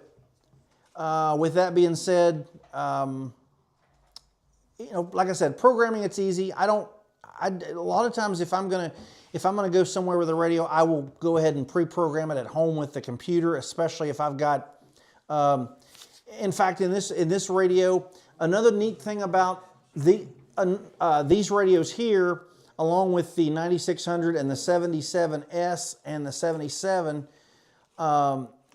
if you program them using that software, they're called code plugs. All right, you make a code plug, and that's basically what is that type of file? Can anybody tell? I can't remember the CPS. The CPS is the software it's the programming. What's a configuration file? It's a configuration file, and it's but I can't remember what. But anyway, it's a code plug, which is a configuration file. But the neat thing about these radios is that they all use the same code plug. So I can program it one time using the computer, and the only thing I need to change between radios is cables. It will. I have got several zones on my computer, and all I have to do is plug in whichever radio I want to program, hit the right button, boom. It's within 20 seconds it's programmed. So I only have to do that. I don't have to use different softwares and all that good stuff. You can just program it once and you're done. Does anybody have any questions that maybe I can answer? I can try. Yes. Hey, microphone. So, as far as the general ham community, blind ham community organizations, what do you belong to any of those? Do they exist? What's out there, Mike? Well, so there is a website that some of them have, and I talk to these guys. They're really good people. Blindhams.com. Okay. If you go to blindhams.com, you'll see a lot of neat stuff. They've got a lot of neat links up there. There's also a Blind Hams podcast. It's called CQ Blind Hams. That's some of us, and these are people that I talk to on a daily basis. And I'll tell you how I do that. I don't have yet have my HF, but I can talk to people all over the country using something called All-Star. It's like EchoLink, but in my opinion, it is fathoms above EchoLink because of the sound quality. It's kind of like the old telephone software. What they used to call the when you had your automation systems through your telephone, and you could make your phone do all kind of stuff back 25 years ago. All-Star, that was basically an All-Star system, and they use ham VoIP, or they'll use ASL3 to they'll pair that with All-Star and make that work. So it uses the internet. So what I do is I can talk to these people depending on what node they're on. I have to get their node number. I put the node number in, and I can talk to them. If they're connected to the same node, I talk to people in Eastern Kentucky. Yesterday I was talking to a gentleman in Big Spring, Texas. Daily I talk to folks in South Carolina, Florida, and it's you use this radio right here. You can use the radio here. I can use the mobile. The nodes are about the size of. Be quiet, you're getting a beating. The nodes are about the size of maybe a bar of soap, but they're square. It's a very small box. It's got a little stubby antenna coming out the top, unless you want to change that, which you can. But they have a Ethernet port on them, a power port, and they also have a Wi-Fi card in them, so you can use them with Wi-Fi. You can also hook them to your cell phone, which means if you use the Wi-Fi, you can use the Wi-Fi on your cell phone. Sometimes you can go driving down the road with one of these little nodes. It's really cool. I've had that since 2020. Right before COVID, I got my first node. I have two now. Right before COVID, I got my first node. And then when COVID hit, that radio was my best friend, because I don't tell this to too many people, but COVID scared me. It scared me to death. I would go to work, and because I was outside the home, I would have anxiety because of COVID, and I couldn't take my radio with me because I was a dispatcher, so you had to do your job and just deal. But when I would get home, unfortunately or fortunately, however you want to look at it, first thing I would do is turn on Uncle Andy and watch him on TV. And then when that would get to me, I would pick up the radio. So the radio became my best friend during COVID. So then a couple months later, I got this little beauty right here, and it's 5 years old, and I love it. 5 or 6 years old. So yeah, back to your original question, because I think I kind of got off track a little bit. Blindhams.com and CQ Blind Hams is a podcast that they put out as well. I have not been on one of those podcasts because there's nothing that I can offer them, because you talk to one blind guy, you talk to them all on there. I'm no different than anybody else. In fact, some of them have better skills than what I do. And a lot of that is because I never took the time to learn it when I was a little younger and could have. And I lost my train of thought. I was going to bring something else up and forgot. Something to do with software, and I don't remember what it was now. But does anybody else have any questions? Is your communications with us, are we accessible? In other words, the tools that we use, the emails or text messages as a club, do they work for you? Or is there something we could do different? No, you're good. The only thing that I'm going to probably have trouble with, and that's not your fault, and I haven't looked at it for several years. Work used to use Google Calendar. Mm-hmm.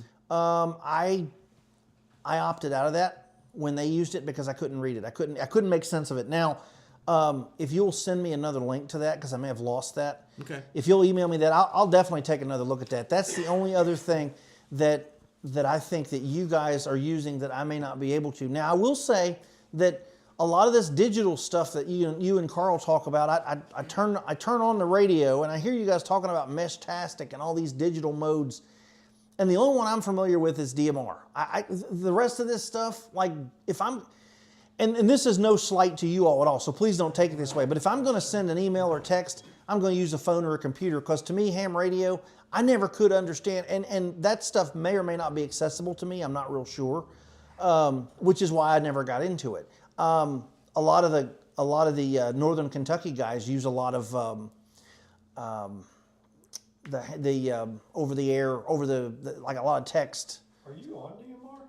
Yes. Yeah. So how in the world could you master the most difficult digital mode? I was going to be flip and say it's not hard, CJ, but it was hard. No, okay, all right. So it was like Chinese arithmetic. I'm not the best at DMR, okay? But if you give me the credentials for a DMR repeater, I mean, it took me forever to program a DMR repeater because I started out with a hotspot. Okay, so that's where, because we have no DMR repeaters in Pendleton County. So somebody had to program my first hotspot for me because I knew nothing about it. But then once they did it, then I got in there and tried to learn, and I messed several of them up trying to program stuff. I don't know how many radios I've screwed up trying to program, but you just back up and try again. As my dad always says, lick the calf over, it's fine. That's an old farmer's term. But one thing that I would like, if I could, one thing I will do, if I die happy, one thing that I always said that if I could put up a repeater in Pendleton County, I would die happy. I was tickled to death back in 2022 when I got my 9600 to find out that Cynthiana had a ham repeater. Tickled me to death, and now you guys, I talk on it almost every day, and you guys are great. Pendleton County doesn't even have a ham club. That bugs me to no end, because if you go on to whatever database you look at as far as ham operators, there are so many active operators in Pendleton County. I don't even know some of these people, and I thought I knew everybody in the county that was ham operators. The difference is active and non-active. I'm probably, between Carl and I, we are probably the two, and correct me if I'm wrong, but I think we're the only two active in the county. Probably. And that is a darn shame, folks. If I could say anything to my county, if they would even listen to me, if I could if I could let them know one thing, that is, in my humble opinion, horrible that we can't get. Look, you've got amateurs in Scott, Fayette, Harrison, Bracken, Campbell, Kenton, Boone, Grant. They're all over the place, guys. Pendleton County is a dead zone, and I've never understood why. So I'm kind of venting, and I don't mean to, but you guys are so lucky here in Harrison County to have all these amateurs sitting around here, and all you guys enjoy the hobby, and that's great. That's great to see, and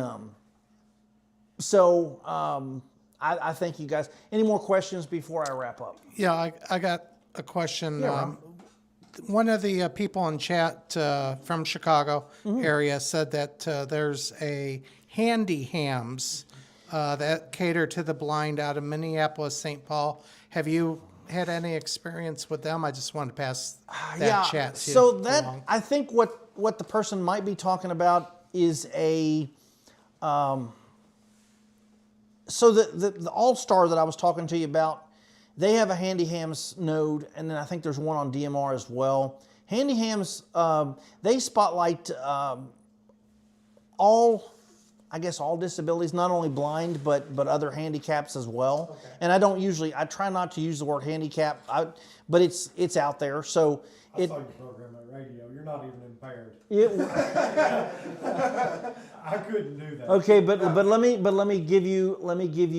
put it in perspective, CJ. If the speech software for some reason quit working, I would be literally a blind operator because there's no way that I could program that radio. Now, I could tell you how to do it and you could program it for me. We could work in tandem that way, but no.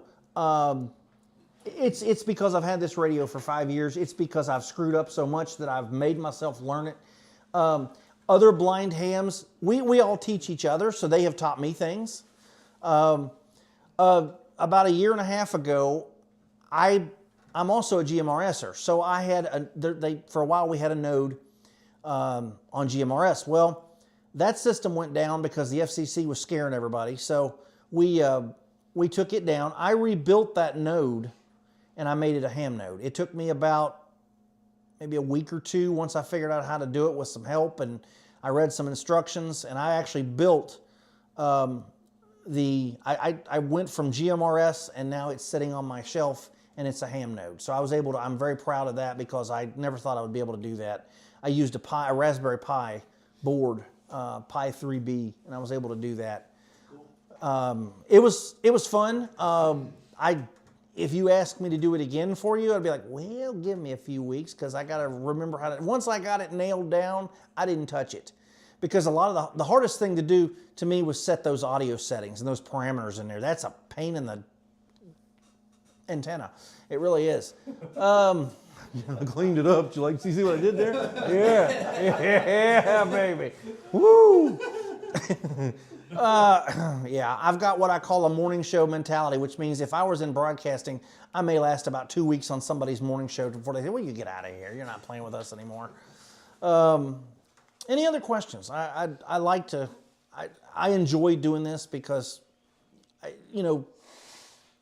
being an amateur, I treat it like a pastime, but it's truly, if I didn't have it, I don't know what I'd do because, my wife can tell you, she tries to talk to me. It's like, will you listen to me? No, where are you talking to? I'm sorry, I'm on the radio. But it's a lot of fun. But there are a lot of blind amateurs out there, probably more than even I know. But blind or not, amateur radio is something that you can talk. You can have your cell phones, you can have your computers, you can have all your technology, but guys, all that's got an infrastructure. That's got a backbone. That has towers. That has types of equipment that I couldn't even tell you about because I've never worked in the cell phone industry. If that goes down, we're dead in the water. Unless you use something like an APRS or Packet or Meshtastic, what you guys are talking about. See, everybody, A ham in northern Kentucky told me a few years ago, Jack Prindle, AB4WS, he has the AB4WS radio show. One thing that Jack told me, because I was talking about all the things that I was dealing with, I said, you know, maybe I'm doing too much. He said, Matt, and one thing he said to me is, you can never have too many tools in your toolbox. Blind, sighted, I don't care. Carl, when you go to work every day, you have tools that you take to work with you. CJ, you sell tools. You know, everybody in here, I am a tool. So, but when you talk about it in those terms, you never have too many tools. But so it's good to learn all the stuff you guys are learning. I can't do some of it, but you know what? When the cell signals and cell service and everything goes down, you guys are going to be using that say it, CJ. Thank you. You're going to use that to help somebody, and in the meantime, I'm going to be on my side of the county using 2 meter 440 HF to also help some of the same people. So we're all coming together as amateurs, blind, sighted. This is one place we can all come together. So that's about all I have, unless you guys have anything else. But I appreciate you guys for I may have taken much longer than I intended to, but I kind of got on a soapbox, but I feel like it's something that needed to be said, because to me, like I said, there's so much technology out there now. Ham radio, if people haven't gotten into it by now and they're younger people, you were talking about your community outreach and your youth. If we can get the, between 10 and 21 years old, if we can get them into ham radio, like we've gotten them into video games, guys, we're doing something. And that's what I hope that we can accomplish with HCARC. Thanks. Matt, I'd like to make a comment. Yes, sir. Having that HT, yes, sir, and having the same mobile you do. Mm-hmm. This is KM4IXO. Hi, Carl. How are you? For everybody out there in the world. He's a good guy, Carl. But I'm the chair of the tech. He likes them and mustard education. biscuits every once And in a to while. let you know about that HT, to put it into VFO mode, I watched a YouTube video. It is not an I'm intuitive. very proud of you. It is not an intuitive radio to program. When we were doing some DMR, he said, I said, well, let me know and I'll hook the computer up and I'll program something in. He said, well, what's one you got in there as a simplex? And I used one of the winter heat frequencies that Oh they yeah, use. 145.79 is what you use. Yeah, he just pulled it out and put it right in there while we were on the phone together, and I'm going, I have to use a computer. I can't manually. I've got a lot of radios that are intuitive to program and some that are not, and that is not an intuitive programming radio. So to watch him up there do it free-handed with no sight it was really so. If you knew that radio, you would understand. Thank you, Matt. Thanks, was Carl. awesome. Oh, here's Keith. Hey, Keith. Well, you talked to me enough already, don't you? Oh, I do. I love y'all, man. Matt, I want to go back to your days in the school for the blind. Sure. Was it Kentucky School for the It Blind? was. And you raised some eyebrows when you said they had a ham radio program. I saw it myself in the room that you did raise some eyebrows because we don't see that any.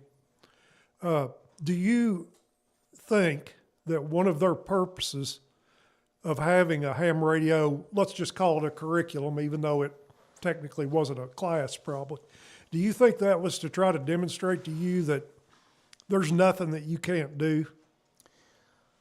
I've never thought about it.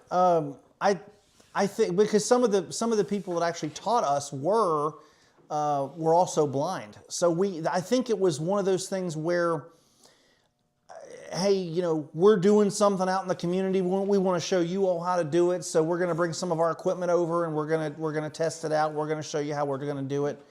I mean, that could have been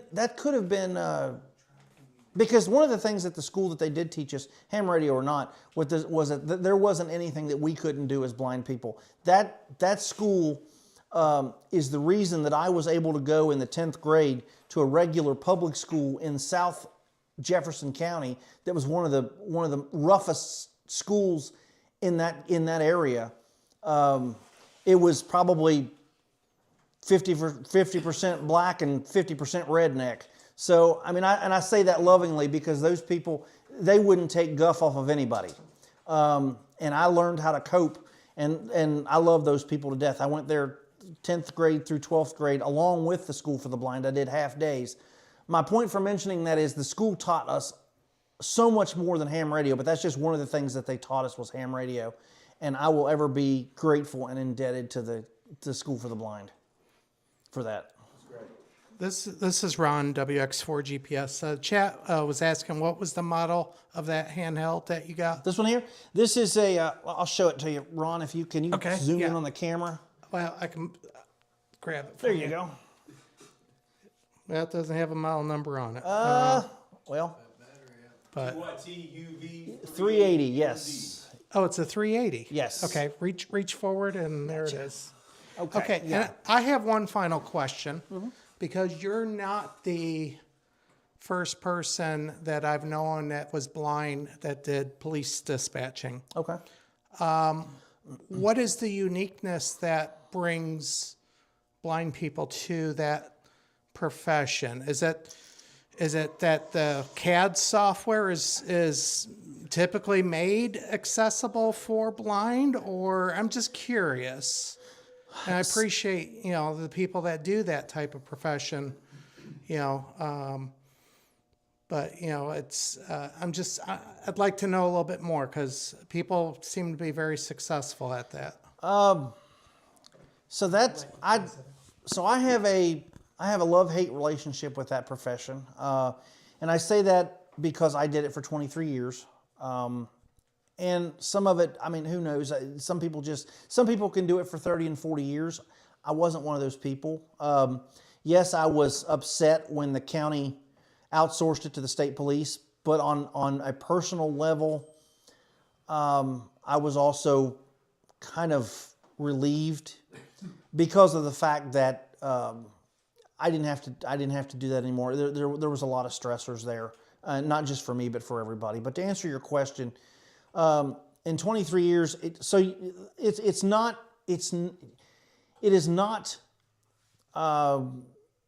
accessible from the ground up. That any accessibility that I had, I did myself. Now, when I mean I did it myself, I had to get the speech software, which was JAWS.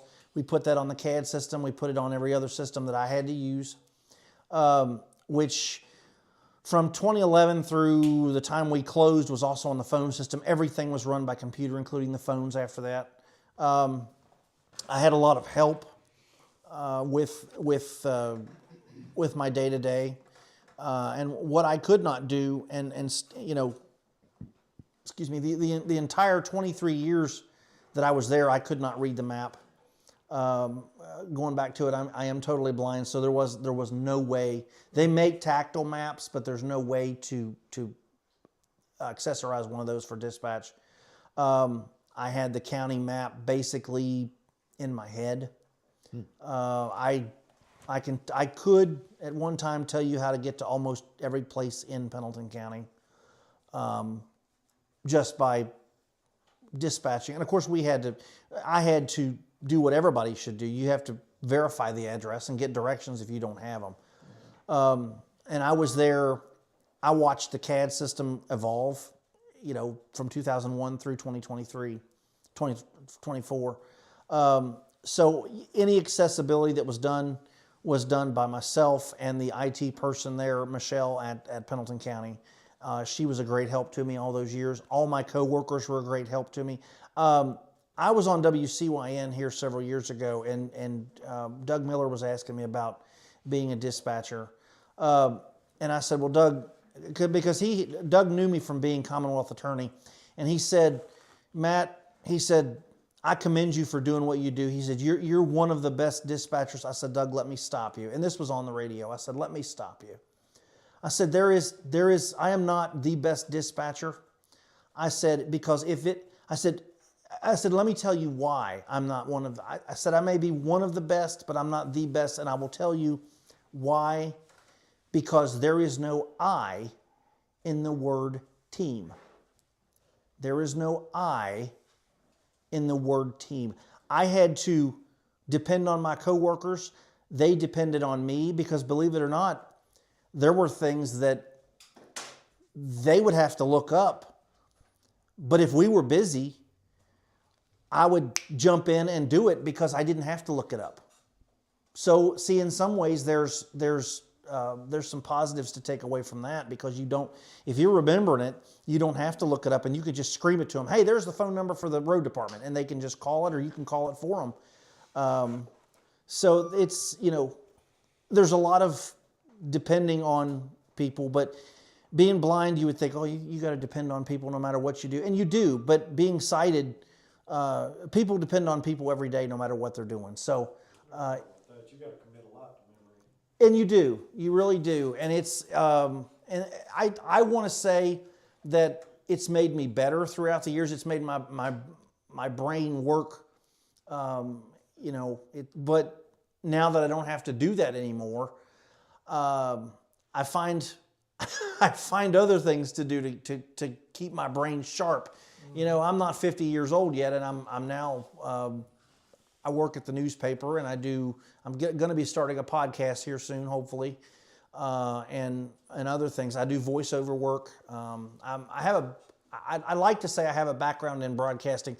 What I have is a love affair with broadcasting, and I've wanted to get into radio. I did some voiceovers for WCYN here several years ago, and I want to get into radio more, and I've got so much time now to do it. It's just the profession has changed so much, and there's a lot of it that's not accessible. Thank you. Mm-hmm. Okay, anything else for Matt? You guys wake up. I didn't mean to bore you. It's not time to sleep. You got to drive home yet. Well, Matt, I want to thank you very, very much for Yes, sir. being here with us today. Absolutely. Yeah, let me shake your hand there, brother. I really do appreciate it.